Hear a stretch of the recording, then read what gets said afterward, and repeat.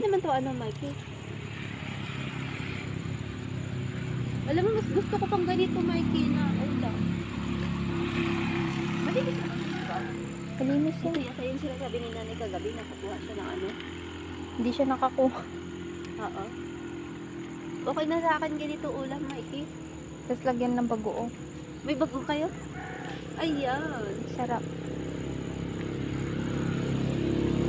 Lapit-lapit.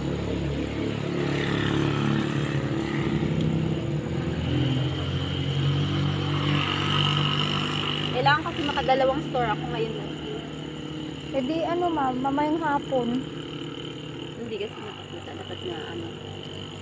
Okay na yan, mga alas na kay 8:30. Parang kababa ng kababa. Ano? Alam, Mikey. Ay, dami ha. May kinita ko. Saan tayo? May bahay ka ba sa taas? Doon ma'am.